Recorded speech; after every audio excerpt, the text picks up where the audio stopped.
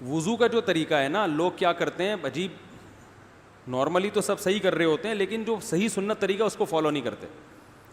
طریقہ یہ کہ آپ نے ہاتھ دھونے کے بعد بائیں ہاتھ سے نلکا کھولا, سیدھے ہاتھ میں کیا لیا, پانی لے کے نلکے کو فوراً کیا کر دیا, چلو میں پانی لے کے.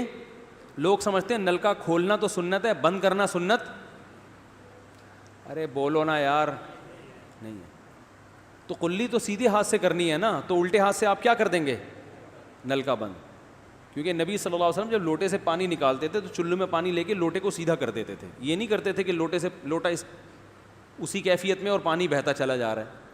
تو آپ نے نلکے کو لیفٹ ہاتھ سے کھولا اور چلو میں پانی لیا اور فوراً نلکے کو کیا کر دیا, بہت زور سے بھی بند نہ کریں, اس کا واشر خراب ہو جاتا ہے, بس آرام سے بند کر دیا.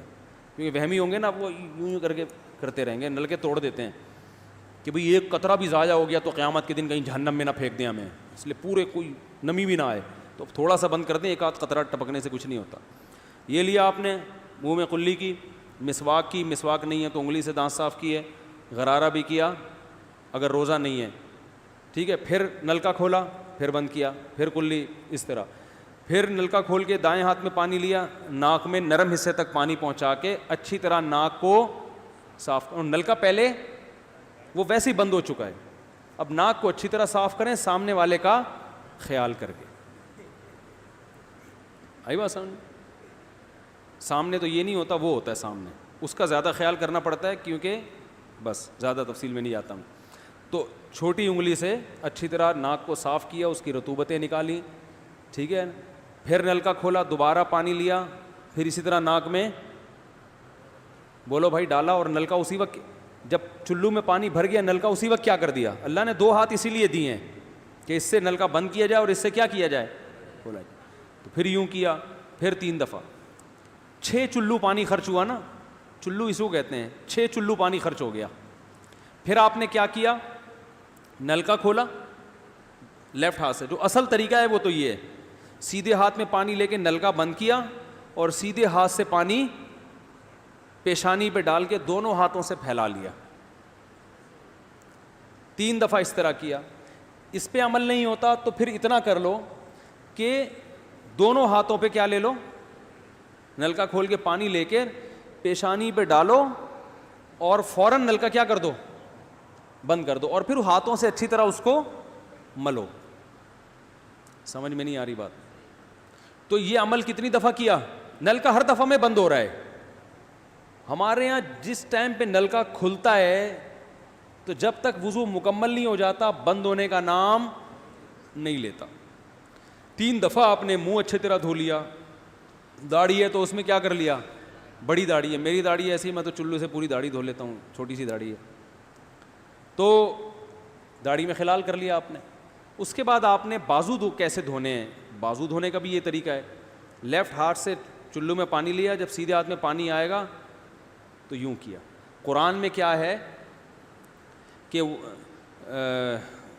قمتم الی الصلاۃ فاغسلوا وجوہکم وایدیکم الی المرافق, اپنے ہاتھوں کو کوہنیوں تک دھو. بتایا دھونے کا عمل ہاتھ سے شروع ہوگا, ختم کہاں ہوگا, پانی یوں نہیں بہانا, اس طرح بہانا ہے پانی, یہاں سے یوں جائے. اور اس میں فائدہ یہ ہوتا ہے کہ بالوں کا جو رخ ہے نا نیچے کی طرف ہوتا ہے, جب پانی اپوزٹ سائڈ میں جاتا ہے تو اسکن اچھی طرح گیلی ہو جاتی ہے. سمجھ رہے ہو؟ تو آپ نے یوں لیا اور ہاتھ سے اچھی طرح ملا اس کو. ملنے پہ زیادہ زور لگانا ہے, ہم پانی پہ زیادہ زور لگا رہے ہوتے ہیں. پھر یہ بھی ہو سکتا ہے کہ دونوں ہاتھوں سے لو, دونوں ہاتھوں سے نلکا کھول کے دونوں ہاتھوں سے پانی لے کے, کیونکہ اس میں زیادہ پانی آ جاتا ہے, تو پانی لے کے آپ نے لیفٹ ہاتھ کو بھی یوں کیا نا تاکہ یہ پانی بھی ادھر ٹرانسفر ہو اور یوں چلا جائے. اس طرح سے آپ نے دوسری دفعہ دھو لیا اور نلکا کیا کر دیا, بند. پھر تیسری دفعہ بھی ایسا ہی کیا. یہ جو ہوتا ہے نا یوں یوں یوں یوں کر کے رگڑے لگا رہے ہیں نلکے کے نیچے ایسے, یہ نہیں ہوتا, یہ سنت طریقہ نہیں ہے. نبی جس برتن سے وضو کرتے تھے تو اس طرح چلو میں پانی لے کے اس طرح وضو کیا کرتے تھے, غسل اسی طرح ہو جاتا تھا. تو اب پھر لیفٹ میں بھی ایسے ہی ہے, لیفٹ میں پانی ڈالا اور سیدھے ہاتھ سے سہارا لے کے کیا کیا, دونوں ہاتھوں کا پانی ادھر آ جائے گا. ایک دفعہ دھل گیا, اچھی طرح مسئلے کونیوں تک پہنچ جاتا ہے, اور پریکٹس کے بعد تو بہت اچھا ہو جاتا ہے.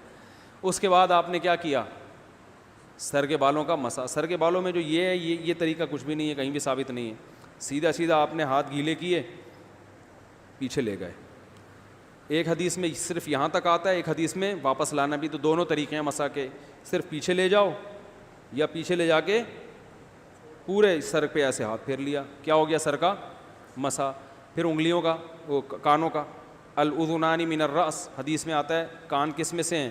سر میں سے. کیا مطلب؟ اس کے لیے نیا پانی لینے کی ضرورت نہیں ہے. کان کا مسا کیا اور کانوں کی لو کا مسا کیا. گردن کا مسا بہت اختلاف ہے اس میں. احناف کے ہاں سنت، احناف بھی نہیں کہتے، افضل ہے، بہتر ہے. سنت کے لیے جتنی مضبوط دلیل ہونی چاہیے وہ گردن کے مسا پہ نہیں ہے، اس لیے احناف کا بھی فتویٰ یہی ہے کہ بہتر ہے کر لو، سنت نہیں، زیادہ زیادہ اس کو مستحب کہا جائے گا. تو گردن کا مسا کر لیں تو بھی ٹھیک ہے، نہیں کریں بولو بھائی ٹھیک ہے. لیکن یہ جو یہاں کا مسا نہیں ہوتا، بعض لوگ پوری گردن کو یوں کر کے لا رہے ہوتے ہیں، ایسا نہیں ہے.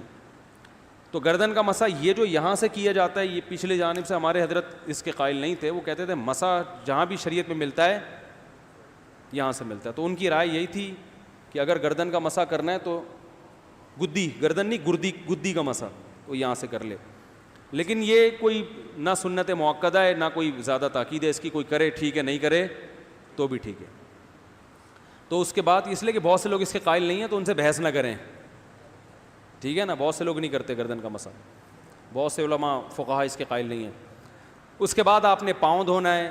تو پاؤں میں بھی یہ کہ قرآن نے کیا کہا کہ الی الکعبین، انگلیوں سے شروع ہوگا اور ٹخنوں تک پانی جائے گا.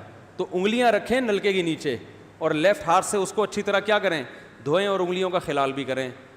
تو بہت چند سیکنڈ میں ہو جاتا ہے یہ کام. اور پھر نلکا بند کر دیں. پھر دوسرا پاؤں سیدھے ہاتھ سے نلکا کھولا، سیدھا ہاتھ نلکے پہ رکھیں اور الٹے ہاتھ سے پاؤں دھوتے رہیں. جیسے ہی دھل جائے تو میرا خیال ہے ایک مگا پانی بمشکل استعمال ہوتا ہے، ایک مگا جو ہوتا ہے نا نہانے والا.